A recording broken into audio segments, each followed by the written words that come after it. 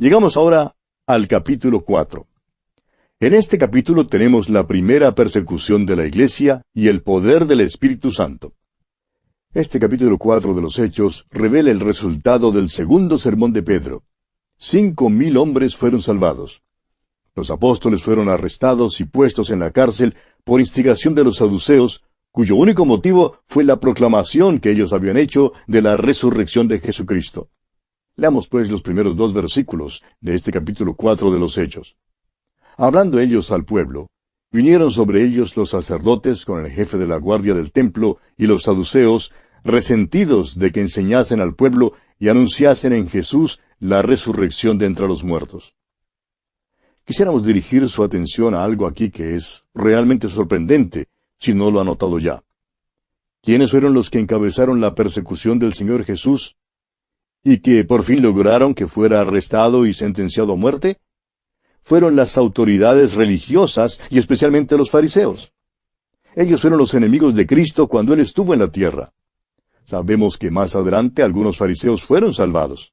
Sabemos, por ejemplo, que Nicodemo era salvo y que José de Arimatea probablemente era fariseo. Sabemos que Saulo de Tarso también era un fariseo. Al parecer, había muchos otros fariseos que llegaron a un conocimiento salvador del Señor Jesucristo. Después que los fariseos habían acabado con Él, su enemistad y su rencor pasaron. Pero ahora tenemos a los saduceos, quienes no creían en la resurrección. Ahora son ellos los que se constituyen en los enemigos porque los apóstoles están predicando en cuanto a la resurrección de Jesucristo. Continuamos hoy nuestro estudio del capítulo 4 de este libro de los Hechos de los Apóstoles, que iniciamos en nuestro programa anterior. Como ya vimos, tenemos aquí la primera persecución de la Iglesia y el poder del Espíritu Santo. Dijimos también que este capítulo 4 revela el resultado del segundo sermón de Pedro. 5,000 hombres fueron salvados. Los apóstoles fueron arrestados y puestos en la cárcel por instigación de los saduceos, cuyo único motivo fue su proclamación de la resurrección de Jesucristo. Leamos otra vez hoy los primeros 2 versículos de este capítulo 4 de los Hechos. Hablando ellos al pueblo, vinieron sobre ellos los sacerdotes con el jefe de la guardia del templo y los saduceos, resentidos de que enseñasen al pueblo y anunciasen en Jesús la resurrección de entre los muertos. Quisiéramos resaltar algo aquí que es realmente sorprendente si no lo ha notado usted ya. ¿Quiénes fueron los que encabezaron la persecución del Señor Jesús y que por fin lograron que fuera arrestado y puesto a la muerte? Fueron las autoridades religiosas, especialmente los fariseos. Ellos fueron los enemigos de Cristo cuando Él estuvo en la tierra. Ahora sabemos que más adelante algunos fariseos fueron salvados. Sabemos, por ejemplo, que Nicodemo fue salvo y que José de Arimatea probablemente era fariseo. Sabemos también que Saulo de Tarso era fariseo. Al parecer había muchos otros fariseos que llegaron también a un conocimiento salvador del Señor Jesucristo. Después de que los fariseos habían acabado con el Señor Jesús, su enemistad y su rencor pasaron. Pero ahora tenemos a los saduceos, quienes no creían en la resurrección, y ahora son ellos los que se constituyen en los enemigos porque los apóstoles estaban predicando en cuanto a la resurrección de Jesucristo. Permítanos explicar algo en cuanto a esto. El autor de estos estudios bíblicos, el Dr. J. Vernon McGee, nos dice que nunca se ocupó en ningún movimiento ni en ningún intento de reforma para tratar de poner en orden las cosas en los pueblos o ciudades donde él sirvió como pastor. Nunca él creyó que le correspondía hacer esto. Por muchos años le tocó servir como pastor en una iglesia ubicada en el centro de la ciudad de Los Ángeles, en el estado de California, en los Estados Unidos. En esa ciudad había algunas estrellas del cine que han sido famosas, pero con el pasar del tiempo su fama se ha desvanecido. Muchas veces estas ex-estrellas se ocupan en alguna clase de obra de reforma social después que su fama se opaca. Quizá lo hacen debido a alguna clase de reacción personal. Pues bien, cierta vez, dice el Dr. McGee, una dama que en su día había sido estrella de Hollywood, le llamó por teléfono y le pidió que sirviera en un comité que trataba de extirpar los vicios y abusos en el centro de la ciudad de Los Ángeles. El Dr. McGee le contestó que estaba de acuerdo en que había necesidad de que los vicios fueran extirpados, pero le dijo que sentía mucho pero no podía servir en su comité. Esta dama quedó sorprendida y le dijo, ¿no es usted ministro? ¿No tiene interés en extirpar los vicios? El doctor McGee le contestó que sí, por supuesto, que estaba muy interesado en eso, pero que no servía en su comité porque no creía que así se hacían las cosas. Luego el doctor McGee le citó a esta dama unas palabras que le había dicho años antes el doctor Bob Schuller, quien le dijo, «Somos llamados a pescar en el vivero, pero no para limpiar el vivero». Y amigo oyente, este mundo es un lugar donde pescar. Jesús dijo que nos haría pescadores de hombres y que debemos pescar en el mundo. No somos llamados a limpiar el vivero. Nuestra tarea, amigo oyente, es pescar y ver después que el pescado se limpie completamente. Hemos notado que los más grandes enemigos de la predicación del Evangelio no son los cantineros.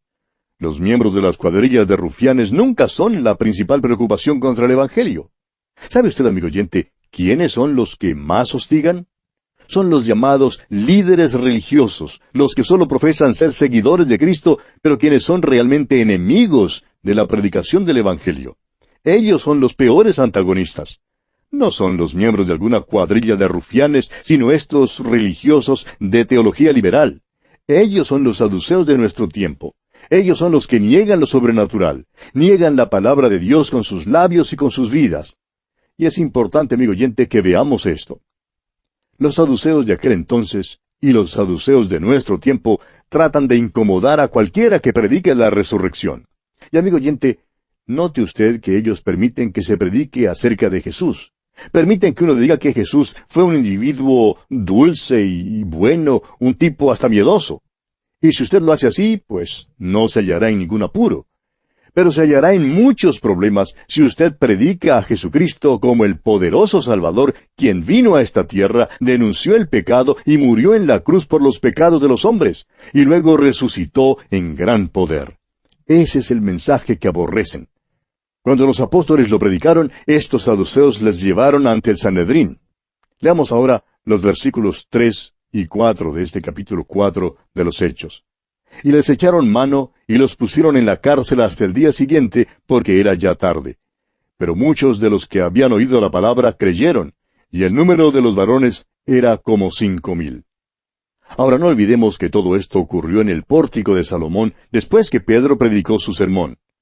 Si fueron salvados unos 5,000 hombres solamente, ¿cuántas mujeres y niños más creerían? Esta fue sin duda alguna una gran multitud de personas que se convirtió a Cristo en aquella ocasión. Nunca nos ha gustado criticar a Simón Pedro. No podemos menos que amarle, y no hay la menor duda que Dios le usó de una manera grande y poderosa. Los versículos 5 y 6 de este capítulo 4 de los Hechos dicen, «Aconteció al día siguiente que se reunieron en Jerusalén los gobernantes, los ancianos y los escribas, y el sumo sacerdote Anás y Caifás, y Juan y Alejandro, y todos los que eran de la familia de los sumos sacerdotes». Ya hemos visto antes a este grupo. También están aquí y con toda su astucia Anás y Caifás, los dos hombres que condenaron a muerte a Jesús. Ahora el versículo 7 dice, «Y poniéndoles en medio les preguntaron, ¿con qué potestad o en qué nombre habéis hecho vosotros esto?» Notemos que Pedro y Juan son los que son traídos ante el Sanedrín. Esto ocurrió después que el cojo había sido sanado y Pedro había predicado su segundo sermón. El Sanedrín demanda entonces saber con qué poder y en qué nombre hacían ellos estas cosas. Y veamos las respuestas de Pedro aquí en los versículos 8 hasta el 12 de este capítulo 4 de los Hechos. Entonces Pedro, lleno del Espíritu Santo, les dijo, «Gobernantes del pueblo y ancianos de Israel, puesto que hoy se nos interroga acerca del beneficio hecho a un hombre enfermo, de qué manera éste haya sido sanado, sea notorio a todos vosotros y a todo el pueblo de Israel, que en el nombre de Jesucristo de Nazaret, a quien vosotros crucificasteis, y a quien Dios resucitó de los muertos, por él este hombre está en vuestra presencia sano. Este Jesús es la piedra reprobada por vosotros los edificadores, la cual ha venido a ser cabeza del ángulo. Y en ningún otro hay salvación, porque no hay otro nombre bajo el cielo dado a los hombres en que podamos ser salvos». Ahora, fíjese usted que dice aquí que Pedro es lleno del Espíritu Santo. No dice que fue bautizado con el Espíritu Santo. Él ya había sido bautizado con el Espíritu, pero dice que Pedro fue lleno del Espíritu Santo, lo cual le capacitó para este servicio. Y a usted y a mí, amigo oyente, nos hace falta también la plenitud del Espíritu Santo. Esto es algo que debemos buscar, es algo que debemos querer devotamente. Pero uno no se queda y espera el bautismo del Espíritu. Ellos tenían que quedarse y esperar el día de Pentecostés, día en que todos fueron bautizados en un cuerpo. En ese día sí fueron bautizados en el cuerpo que es la iglesia de Cristo. Pero si usted viene a Jesucristo hoy, amigo oyente, no tiene que esperar. Usted será bautizado con el Espíritu Santo y colocado en el cuerpo de creyentes en el mismo momento en que usted es regenerado. Ahora notemos que hasta este momento, cada vez que Pedro abría su boca, metía la pata, como decimos. Pero esta vez, Pedro tenía sus pies calzados con el apresto del Evangelio de la paz. Es lleno del Espíritu Santo y habla lo que debe hablar. Describe lo que le había ocurrido al cojo como un beneficio. Dice, nos estáis interrogando acerca del beneficio hecho y queréis saber de qué manera el enfermo haya sido sanado. Y Pedro sigue haciéndoles observar dos cosas en cuanto al Señor Jesús. La primera es que fue crucificado y que resucitó de los muertos. Y la segunda es que Jesucristo es la piedra. Jesús había dicho, sobre esta roca edificaré mi iglesia. Ahora, ¿quién es la roca? La roca es Cristo mismo. ¿Quién es la piedra? ¿Es la iglesia o es Simón Pedro? No, amigo oyente, ninguno de los dos. Es el Señor Jesucristo. Él ha llegado a ser cabeza del ángulo. Esto ha sido hecho mediante la resurrección. Y fíjese usted que la resurrección es central en la predicación del Evangelio. Ahora recuerde usted que la pregunta fue, ¿con qué poder y en qué nombre habían hecho estas cosas? Y después de explicar la fuente del poder, Pedro ahora se refiere al nombre. Y dice en el versículo 12, y en ningún otro hay salvación, porque no hay otro nombre bajo el cielo dado a los hombres en que podamos ser salvos. Es decir, que Pedro vuelve hasta el nacimiento de Jesús y a las instrucciones del ángel allá en el capítulo 1 del Evangelio según San Mateo, versículo 21, cuando el ángel habló con José y le dijo, y llamará su nombre Jesús, porque él salvará a su pueblo de sus pecados. Amigo oyente, él es el Salvador. Y Pedro deja en claro, y nosotros queremos dejarlo en claro también, y acentuar el hecho de que cuando usted, amigo oyente, acude a Jesucristo, usted viene a Él para salvación. No hay otro nombre bajo el cielo. Cuando usted acepta ese nombre, amigo oyente, significa que acepta a la persona que representa, o sea, al Señor Jesucristo. La ley no le puede salvar, la religión tampoco le puede salvar. Una ceremonia tampoco puede salvarle. Solo uno, amigo oyente, uno, el nombre de Jesús le puede salvar. Jesús es el nombre de aquella persona que bajó a esta tierra para salvar a su pueblo de sus pecados. Cuando alguien acude a Él por fe, esa persona se salva. No hay otro a quien acudir para poder obtener la salvación. ¿No es interesante que en la larga historia de este mundo y entre todas las religiones del mundo no se puede hallar oferta alguna de una salvación segura? Alguien preguntó en cierta ocasión a un predicador en cierta iglesia que cree en la regeneración por medio del bautismo y que enseña que uno necesita ser bautizado para poder ser salvo. Alguien preguntó, mire, si me bautizo como usted dice, ¿puede usted asegurarme o puede asegurarme esa ceremonia de que soy salvo? Y el predicador respondió, no le puedo garantizar de que sería salvo. Amigo oyente, permítanos decirle algo hoy en día. No hay otro nombre bajo el cielo dado a los hombres en que se pueda ser salvo. Si usted acude a Él, entonces usted será salvo. Eso garantiza su salvación. Y este fue también el mensaje de Simón Pedro, mensaje que dio mientras estaba lleno del Espíritu Santo. Fue un maravilloso mensaje que le dio al Sanedrín. Continuemos ahora con el versículo 13 de este capítulo 4 de los Hechos. Entonces, viendo el denuedo de Pedro y de Juan, y sabiendo que eran hombres sin letras, y del vulgo, se maravillaban, y les reconocían que habían estado con Jesús. Estos hombres no habían asistido a ningún seminario teológico, pero los hombres del Sanedrín notaron que ellos habían estado con Jesús. Cuán maravilloso, amigo oyente, es tener una vida que de algún modo u otro dirija la atención de los demás hacia la persona del Señor Jesucristo. Continuemos con los versículos 14 y 15 de este capítulo 4 de los Hechos. Y viendo al hombre que había sido sanado, que estaba en pie con ellos, no podían decir nada en contra. Entonces les ordenaron que saliesen del concilio y conferenciaban entre sí. ¿Cree usted que por fin, al ver personalmente al hombre sanado y después de haber escuchado la plática de Pedro, fueron acaso conmovidos? No, amigo oyente, de ninguna manera. Esto se observa al ver la forma como prosiguen en su conferencia. Y ahora el versículo 16 dice, diciendo, ¿qué haremos con estos hombres? Porque de cierto señal manifiesta ha sido hecha por ellos, notoria a todos los que moran en Jerusalén, y no lo podemos negar. Ni aun los saduceos de aquel entonces pudieron negar que un milagro había sido hecho. Pero son los de teología liberal, los que viven en este presente siglo, alejados por muchos años y por muchos kilómetros, quienes niegan la existencia de los milagros. Y quisiéramos decir aquí que si uno de ellos hubiera estado allí en aquel entonces, habría tenido mucha dificultad en negar el milagro. El señor liberal de aquel entonces tuvo que decir, no puedo negar lo que ha ocurrido. Hay muchas personas hoy en día que dicen que si tan solo les fuera posible presenciar un milagro, entonces creerían. Pero eso no es verdad, amigo oyente. Esta multitud aquí en el capítulo 4 de los Hechos había visto un milagro y no creyó. Y usted tiene la misma naturaleza humana que tenía aquella gente, amigo oyente. El creer no es un asunto de la mente. Lo que determina lo que creemos es nuestra voluntad y nuestro corazón. Es el corazón lo que es tan perverso. No es que hace falta la evidencia. Es la condición del corazón humano la que tiene la culpa de que no tengamos suficiente fe. Ahora note usted que estas autoridades continúan conspirando y dicen aquí en los versículos 17 y 18 de este capítulo 4 de Hechos, sin embargo, para que no se divulgue más entre el pueblo, amenacémosles para que no hablen de aquí en adelante a hombre alguno en este nombre. Y llamándolos, les intimaron que en ninguna manera hablasen ni enseñasen en el nombre de Jesús. Ahora los apóstoles tienen una respuesta lista para ellos. Note usted la respuesta de ellos en los versículos 19 al 22 de este capítulo 4 de los Hechos.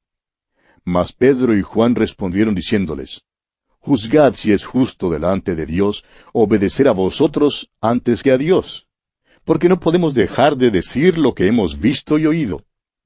Ellos entonces les amenazaron y les soltaron, no hallando ningún modo de castigarles, por causa del pueblo, porque todos glorificaban a Dios por lo que se había hecho, ya que el hombre en quien se había hecho este milagro de sanidad tenía más de 40 años. Uno creería que el corazón de los hombres del Sanedrín habría sido enternecido por esto.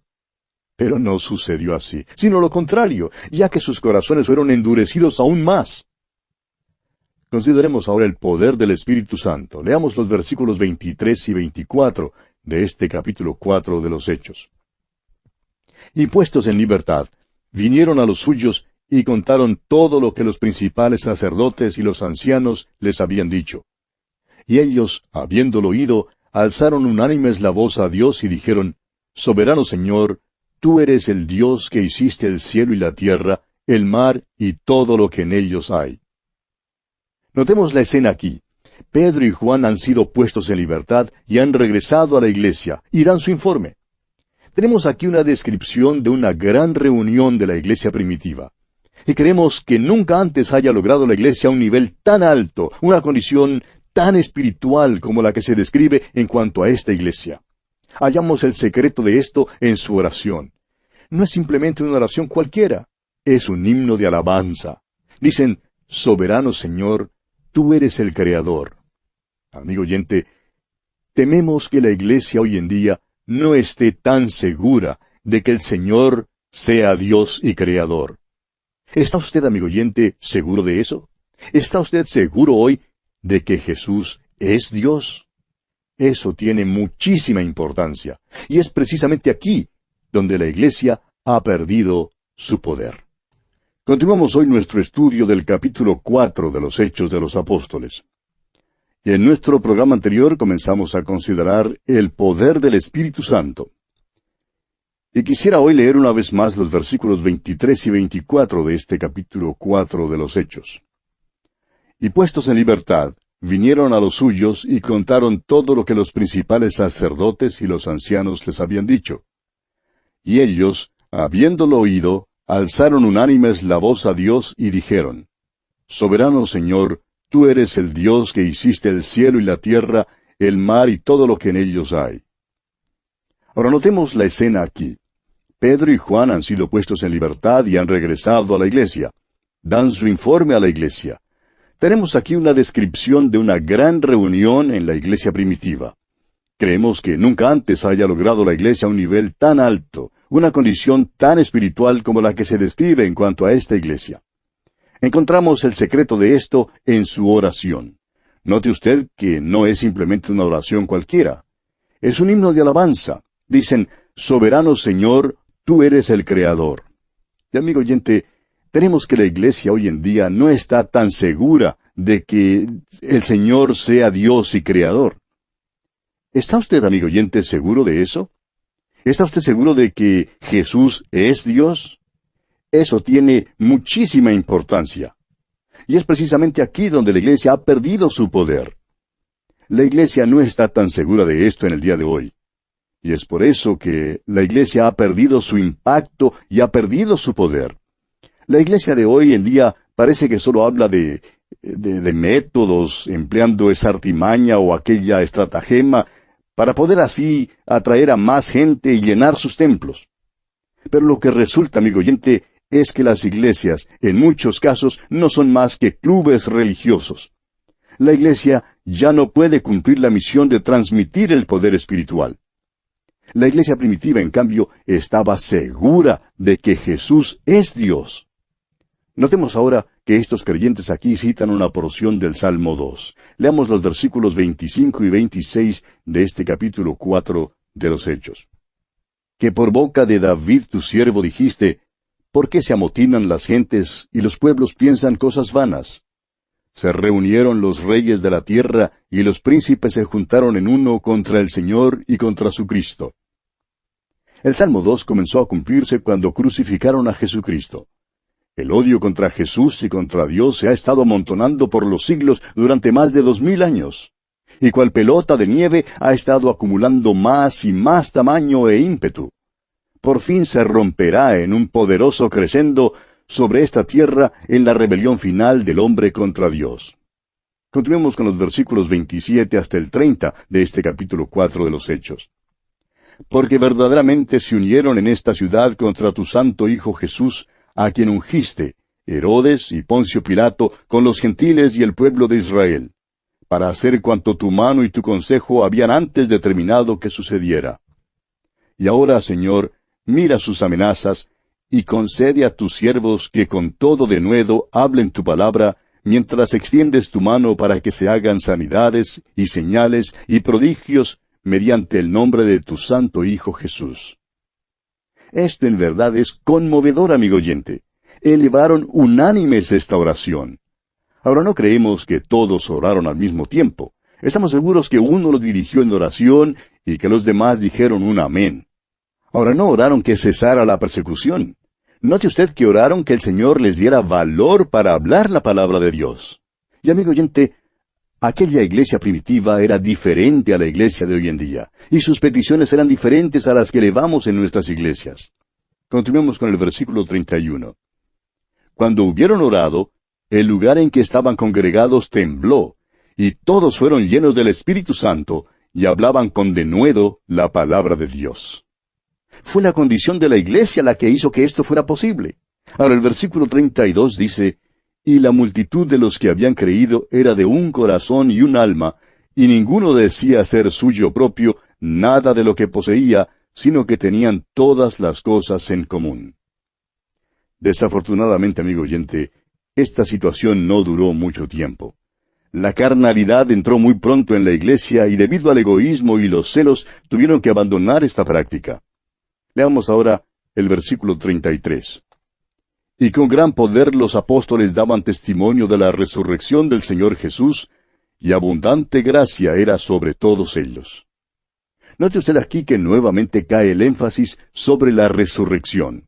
Y amigo oyente, este es el corazón de la gran predicación evangélica.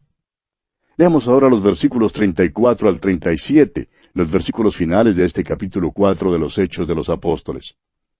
Así que no había entre ellos ningún necesitado, porque todos los que poseían heredades o casas las vendían y traían el precio de lo vendido, y lo ponían a los pies de los apóstoles, y se repartía a cada uno según su necesidad.